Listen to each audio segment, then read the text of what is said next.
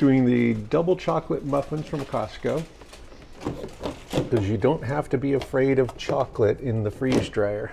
As long as it's surrounded by muffin or cookie or chocolate mousse, it's going to just absorb into the surrounding material. It's going to be just fine. It'll be happy and delicious. Everything will be good. And then the extra little pieces, you could either stack these on top of a muffin, put them between muffins, but unless it's hitting on the tray, a lot of times they don't do anything, so it'll be fine. So I layered them 2 layers deep on here. Maybe I can get a little small piece or something. I could cut one to fit in there. Okay, and there's a tray of them ready to go. It's about almost 4 muffins on a tray.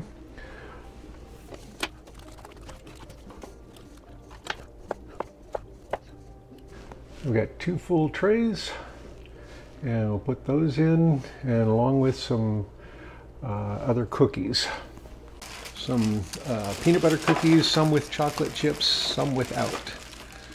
Okay, got Costco chocolate chunk muffin. Nice chunks of chocolate in it. These things are great, and they're really good freeze dried.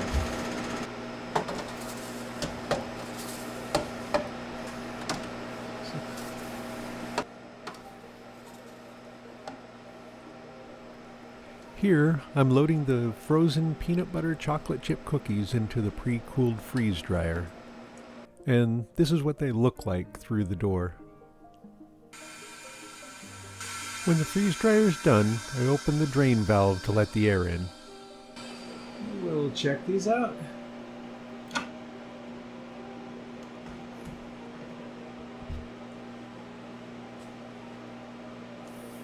Of course, there's not a lot of moisture to begin with in them.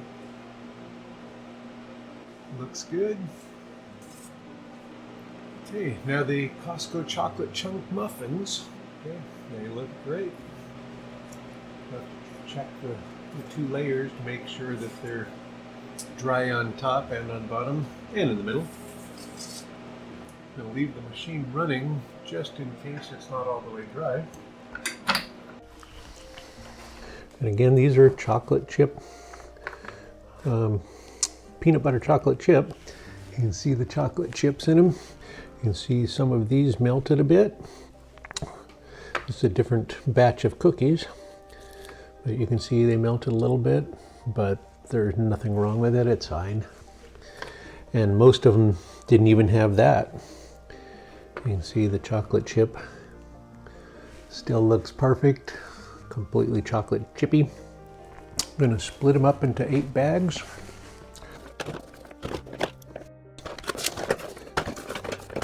And there are some melty bits still because they haven't had time to cool down.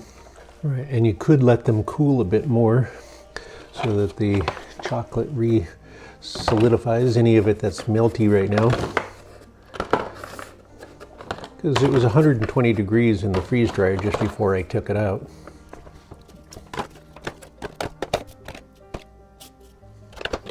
I'll add oxygen absorbers to these and then get them sealed.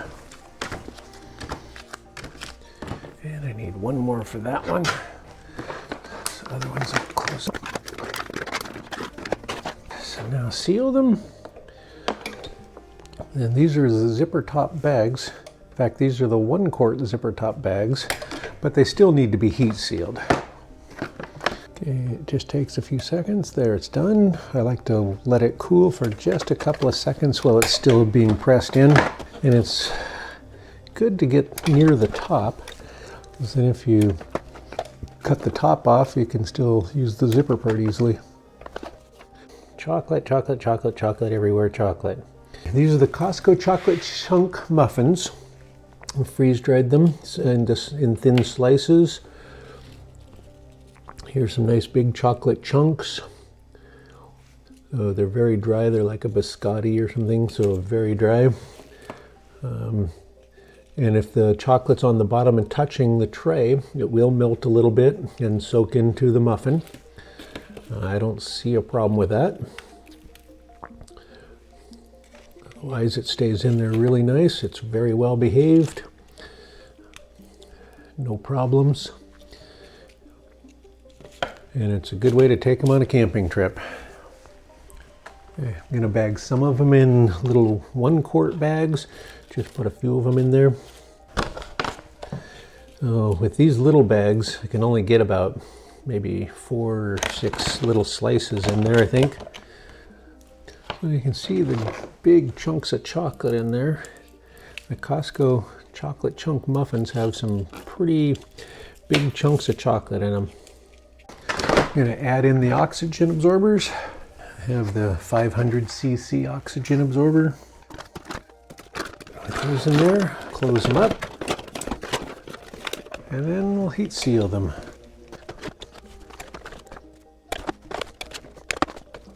So these are ready to go on the shelf. And these, I'm going to take some of these and wrap them in some damp paper towel to rehydrate, and we'll see how those go.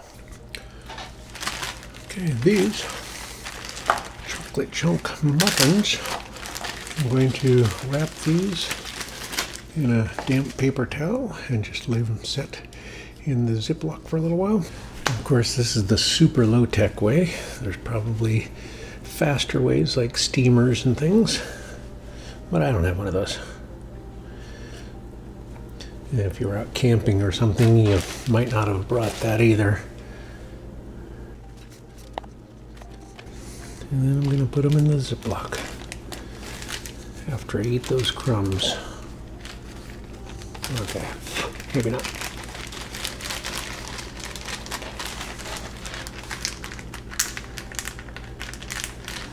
I'll give them a few hours. So I let the muffins sit, wrapped up in the wet paper towels, which are almost dry now because the moisture transferred over. And now it's pretty pliable again. There's still dry spots in the middle. Oh, that's good.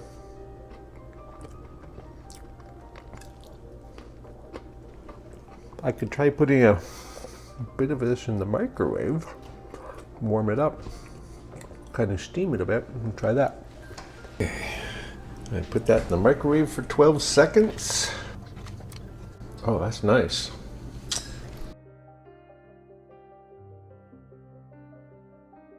Test that bad boy out. Ew. Ew. This reminds you of chocolate muffin. Mm-hmm. It's a chocolate chunk muffin from Costco with chunks of chocolate that have now been freeze-dried and then rehydrated. Mm-hmm. And it reminds me of a slice of muffin. Especially with the, well, I've never actually tried it, but I saw it on the internet. So if you've seen on the internet that you can't freeze dry things with chocolate, well, guess what? Not only can you freeze dry them, you can rehydrate them afterwards. Yeah, nice soft muffin bits. There is still a little bit of dry in the middle because I didn't let it go long enough. But it's really not bad. And if you microwave it for a few seconds, then it steams all the way through, and it's really good. Yeah, nice and soft and pliable.